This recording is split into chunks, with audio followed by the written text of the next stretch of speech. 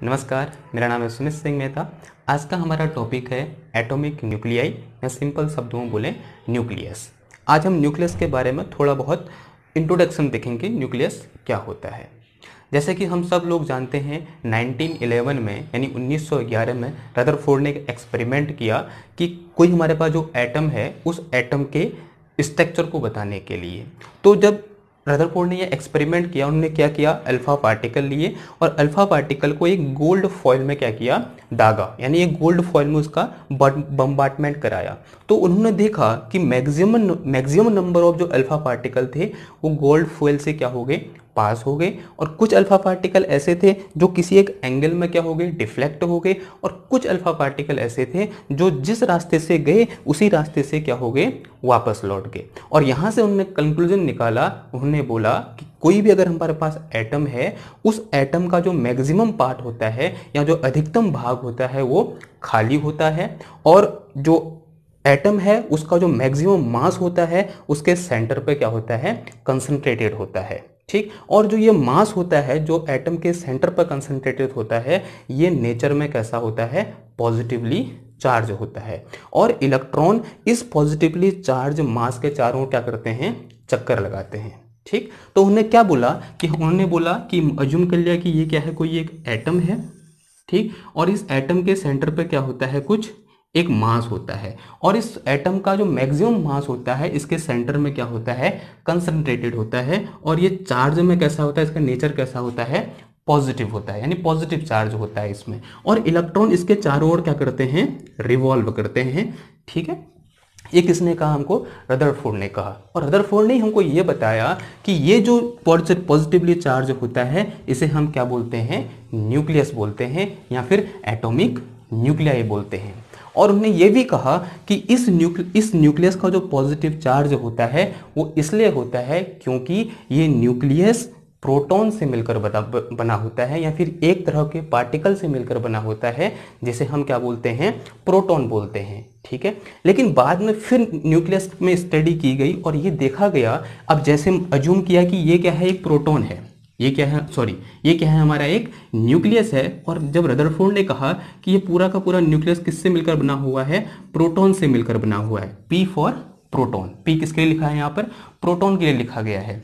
अगर मैं अब इस पूरे न्यूक्लियस का मास देखूं, यानी अगर मैं यहाँ से mass of nucleus is equal to sum of mass of proton, यानी जितने प्रोटॉन इस न्यूक्लियस के अंदर हैं उन सब के मास का सम इस पूरे न्यूक्लियस के मास के सम के बराबर आना चाहिए। लेकिन ऐसा नहीं हुआ। क्या देखा गया, इस न्यूक्लियस का मास इसके अंदर रखे हुए प्रोटॉन के मास के सम के क्या आया, ज्यादा आया। इसका मतलब क्या हुआ कि इस न्यूक्लियस के अंदर सिर्फ प्रोटॉन ही नहीं है, कुछ और चीज भी है।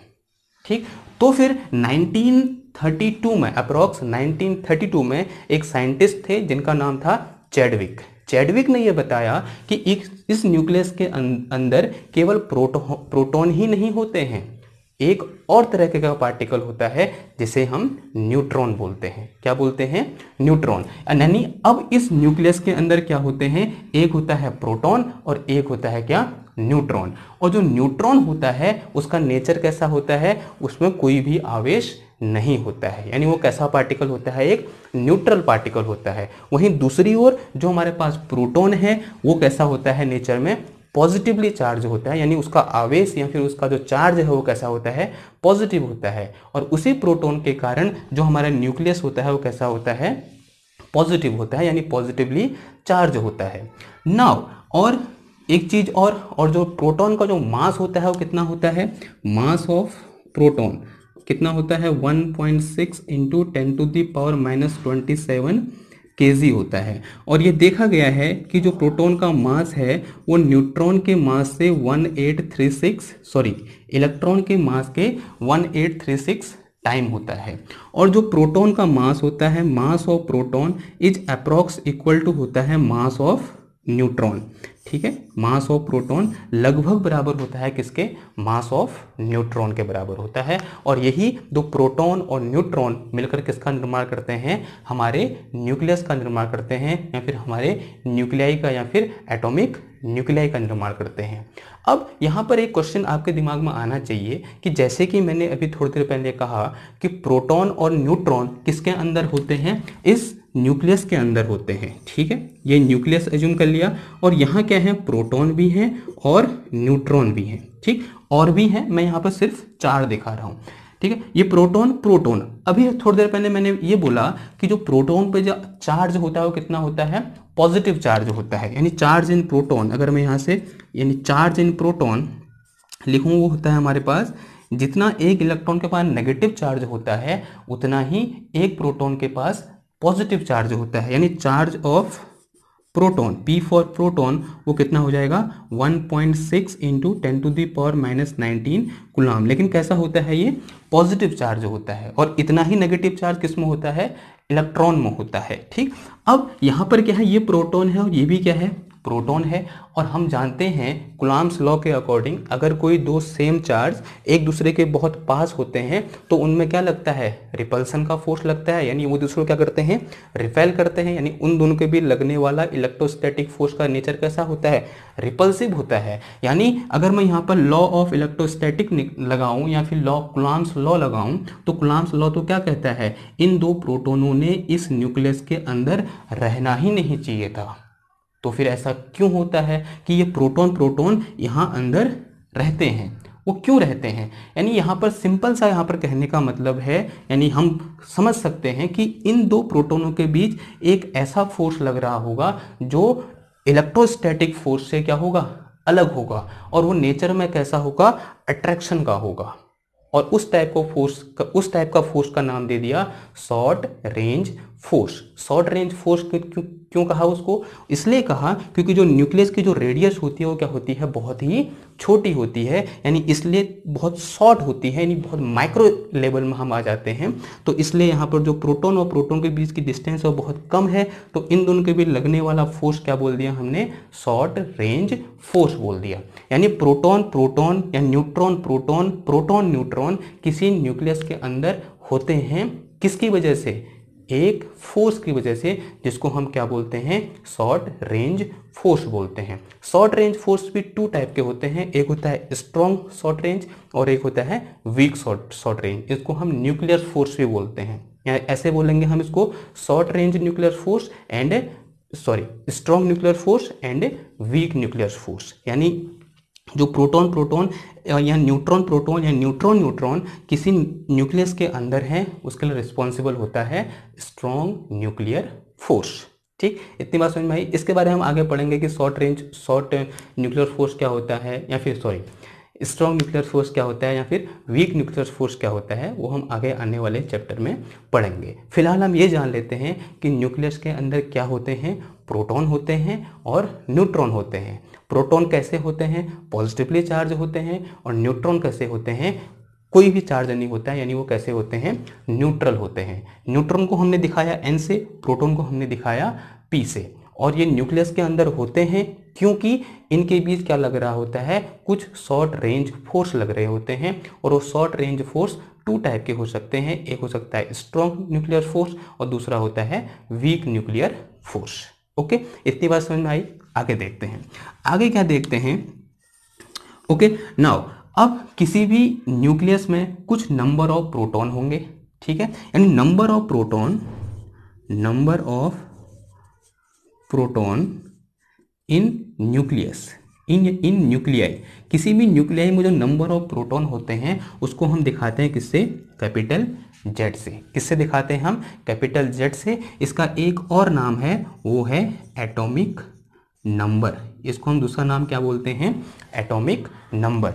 या और दूसरा टोटल नंबर ऑफ या नंबर ऑफ न्यूट्रॉन को दिखाते हैं हम किससे, न्यूट्रॉन इन न्यूक्लियस, उसको दिखाते हैं हम किससे, कैपिटल N से, ठीक। टोटल नंबर ऑफ प्रोटॉन को किससे दिखाएंगे, कैपिटल Z से। और इसको Z को दूसरा नाम क्या बोलना हमने, एटॉमिक नंबर बोला। और टोटल नंबर ऑफ न्यूट्रॉन को किससे दिखाएंगे हम, कैपिटल N से दिखाएंगे। और जो total number of proton and neutron, ठीक है, यानी जितने भी प्रोटॉन और न्यूट्रॉन इस न्यूक्लियस के अंदर होंगे उसको हम बोलते हैं न्यूक्लियॉन। क्या बोलते हैं हम? न्यूक्लियॉन बोलते हैं, या फिर हम उसको बोलते हैं क्या? मास नंबर, ठीक है। यानी टोटल नंबर ऑफ न्यूक्लियॉन को दिखाते हैं किससे? Total number of nucleon. Total number of nucleons का मतलब क्या हुआ? किसी न्यूक्लियस के अंदर जितने प्रोटॉन और न्यूट्रॉन हैं उनकी संख्या, यानी कितने नंबर ऑफ प्रोटॉन और कितने न्यूट्रॉन हैं उनको हम कंबाइनली क्या बोल देते हैं? न्यूक्लियॉन। और टोटल नंबर ऑफ न्यूक्लियॉन को दिखाते हैं हम किससे? कैपिटल ए से। और इस ए का एक और नाम है, उसको हम बोलते हैं क्या? Mass number. क्या बोलते हैं हम उसको? मास नंबर बोलते हैं। जेड को क्या बोलते हैं? Atomic number. और जेड क्या है? टोटल नंबर ऑफ प्रोटॉन है। और एन क्या है? टोटल नंबर ऑफ न्यूट्रॉन है। ए क्या है? टोटल नंबर ऑफ न्यूक्लियॉन है। टोटल नंबर ऑफ न्यूक्लियॉन का मतलब क्या हुआ? Sum of number of proton plus sum of number of proton and neutron. तो मैं ए इक्वल टू यहाँ से क्या लिख सकता हूँ? मैं लिख सकता हूँ number of total number of nucleon A is equal to क्या आ जाएगा? Z plus N. Z plus N. Z क्या है यहाँ पर? नंबर ऑफ प्रोटॉन, और एन क्या है यहाँ पर? नंबर ऑफ न्यूट्रॉन है, ठीक। अब बात करते हैं कि किसी भी न्यूक्लियस को सिंबॉलिकली कैसे दिखाएंगे? सिंबल बना दिया गया किसको दिखाने के लिए? न्यूक्लियस को दिखाने के लिए। जो सिंबल बनाया वो कैसा होता है? जैसे मान लिया हमारे पास कोई एक न्यूक्लियस है एक्स, कोई न्यूक्लियस क्या है मेरे पास? एक एक्स है। एक्स किसको दिखा रहा है? किसी एक न्यूक्लियस को दिखा रहा है। और इसके यहाँ बेस में क्या लिख देंगे? जेड। और ये जेड किसको दिखा रहा है? उसके एटॉमिक नंबर को दिखा रहा है, या फिर उसमें उपस्थित नंबर ऑफ प्रोटॉन को दिखा रहा है। और यहाँ टॉप में लिख देंगे ए, और ए क्या दिखा रहा है? नंबर ऑफ न्यूक्लियॉन को दिखा रहा है, या फिर किसको दिखा रहा है? मास नंबर को दिखा रहा है, ठीक। तो ये क्या हो गया? कोई एक एक्स एटम का न्यूक्लियस हो गया। सिमिलरली जैसे फॉर एग्जांपल अगर मैं यहाँ से हीलियम, मेरे पास एक एटम होता है, अगर मैं हीलियम के न्यूक्लियस को दिखाना चाहूँ सिंबॉलिकली, या फिर हीलियम के न्यूक्लियस का सिंबल क्या होगा? जैसे न्यूक्लियस, हीलियम न्यूक्लियस, अगर मैं यहाँ से हीलियम्स न्यूक्लियाई, अगर मैं हीलियम के न्यूक्लियाई के लिए सिंबल लिखूं तो क्या हो जाएगा? एक्स की जो क्या आ जाएगा? एच ई, क्योंकि हीलियम का सिंबल क्या होता है? H E. और हीलियम में नंबर ऑफ प्रोटॉन कितने होते हैं? 2। नंबर ऑफ प्रोटॉन का लिखेंगे इसके बेस में, तो यहाँ कितना आ जाएगा? 2। और टोटल नंबर ऑफ न्यूक्लियॉन कितने होते हैं हीलियम में? 4। यहाँ कितना आ जाएगा? 4 आ जाएगा, ठीक है। यानी अगर मैं इस फॉर्मूले से देखूं, अगर मैं यहाँ पर एक फॉर्मूला लगाऊं, ए इज इक्वल टू कितना आ जाएगा? जेड प्लस एन आ जाएगा। अगर मैं यहाँ पर ए की जगह कितना लिख दूंगा? 4 इज इक्वल टू जेड की जगह कितना? 2 एंड प्लस का कितना आ जाएगा? ये एन। इसे सॉल्व करूंगा तो यहाँ से एन इक्वल टू कितना आ जाएगा? एन इक्वल टू कितना आ जाएगा मेरे पास? 2, 4 माइनस 2 कितना आ जाएगा? 2 आ जाएगा। यानी जो हमारे पास हीलियम का न्यूक्लियस होता है उसमें कितने न्यूट्रॉन होते हैं? 2 न्यूट्रॉन होते हैं, 2 प्रोटॉन होते हैं, और टोटल नंबर ऑफ न्यूक्लियॉन कितने होते हैं? 4 होते हैं।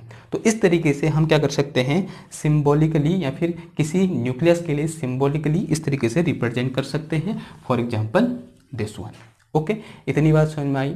ओके, नाउ आगे बढ़ते हैं और एक टर्म को डिफाइन करते हैं। वो टर्म है आइसोटोप। आइसोटोप क्या होते हैं? आइसोटोप्स, ठीक है। ओके, आइसोटोप को डिफाइन करना बड़ा सिंपल है। कोई भी अगर हमारे पास न्यूक्लियस है उसकी नेचर में एक से ज़्यादा स्टेबल स्टेट हो सकती हैं। क्या हो सकती हैं? अगर हमारे पास कोई एक न्यूक्लियस है, उस न्यूक्लियस की नेचर में एक से ज़्यादा स्टेबल स्टेट हो सकती हैं।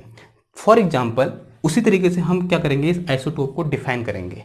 तो आइसोटोप क्या होते हैं? आइसोटोप ऐसे न्यूक्लियाई होते हैं, आइसोटोप ऐसे न्यूक्लियाई होते हैं जिनका एटॉमिक नंबर तो सेम होता है। क्या होता है? जिनका एटॉमिक नंबर तो सेम होता है, लेकिन मास नंबर क्या होता है? अलग अलग होता है। ऐसे न्यूक्लियाई जिनका एटॉमिक नंबर तो सेम होता है और मास नंबर क्या होता है? अलग अलग होता है, उन न्यूक्लियाई को क्या बोल देते हैं हम? आइसोटोप बोल देते हैं। आइसोटोप क्या हुए? Same atomic number but different क्या, मास नंबर, यानी उनका मास नंबर क्या होगा, डिफरेंट होगा। एटॉमिक नंबर किसे जेड से एंड मास नंबर किसे दिखाते हैं हम, ए से। ठीक, फॉर एग्जाम्पल जैसे लिथियम का जो न्यूक्लियाई है वो दो स्टेट में होता है। एक तो होता है 3Li6 और दूसरा होता है हमारे पास 3Li7। ठीक, अगर मैं इन दोनों, ये क्या है, लिथियम का न्यूक्लियाई दो स्टेट में पाया जाता है, एक 3Li6 और एक 3Li7, यानी ये दोनों क्या है, लिथियम के आइसोटोप हैं। क्या है, लिथियम के आइसोटोप। अगर मैं इस लिथियम के लिए देखूं, इस वाले के लिए देखूं, तो इसके लिए Z इक्वल टू कितना है मेरे पास, 3 है, और A इक्वल टू कितना है मेरे पास इसके लिए 6 है। अगर मैं इसके लिए देखूं, यहाँ Z इक्वल टू इसके लिए भी कितना है, 3 है, लेकिन A इक्वल टू कितना है मेरे पास इसके लिए 7 है। अगर मैं दोनों न्यूक्लियाई को देखूं, देखो दोनों का एटॉमिक मास या एटॉमिक नंबर क्या है, सेम है, इसका भी 3 है, इसका भी 3 है, लेकिन दोनों के लिए जो मास नंबर है, वो जो A है वो क्या है, अलग अलग है। इसका 6 है, इसका क्या है, 7 है। यानी ये दोनों जो न्यूक्लियाई हैं वो दोनों एक दूसरे के लिए कैसे हैं, आइसोटोप है। यानी ये दोनों एक दूसरे के क्या हैं, आइसोटोप हैं, या फिर बोल सकते हैं हमें दोनों क्या हैं, लिथियम के आइसोटोप है। सिमिलरली एक और एग्जांपल से देखते हैं हम, हाइड्रोजन के हमारे पास 3 आइसोटोप होते हैं। कौन कौन से, पहला होता है 1H1, दूसरा होता है 1H2, तीसरा होता है हमारे पास 1H3। ठीक, ये पहले वाले को तो हम सिंपल हाइड्रोजन का न्यूक्लियस बोलते हैं, इसको हम क्या बोलते हैं, ड्यूट्रॉन बोलते हैं या ड्यूटीरियम बोलते हैं। ड्यूटीरियम तो पूरे एटम को बोलेंगे, और उस ड्यूटीरियम का जो न्यूक्लियस होता है उसे हम क्या बोलते हैं, ड्यूट्रॉन बोलते हैं। और ये क्या होता है, ट्राइटियम बोलते हैं। इसको थर्ड वाले को क्या बोलते हैं हम, ट्राइटिरियम बोलते हैं। ठीक, तो ये क्या हो गए हमारे पास, 3 हाइड्रोजन के क्या हो गए, आइसोटोप हो गए। और डेफिनेशन तो यहाँ पर भी क्या हो रही है, अप्लाई हो रही है। तीनों के लिए क्या है, जेड की वैल्यू सेम है, यानी एटॉमिक नंबर की वैल्यू क्या है, सेम है, लेकिन तीनों के लिए जो मास नंबर है वो क्या है, अलग अलग है। यानी ये तीनों क्या है, हाइड्रोजन के आइसोटोप है।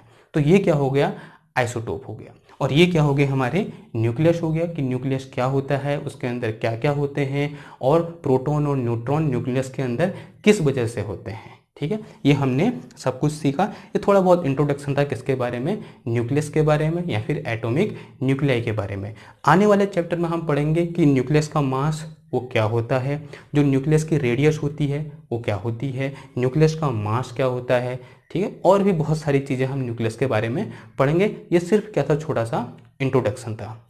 और ये क्या था हमारे पास यहाँ पर, आइसोटोप। ओके, आई होप आपको थोड़ा बहुत समझ में आया होगा। आज के लिए इतना ही, मिलते हैं आपसे नेक्स्ट क्लास में, तब तक के लिए थैंक यू, धन्यवाद।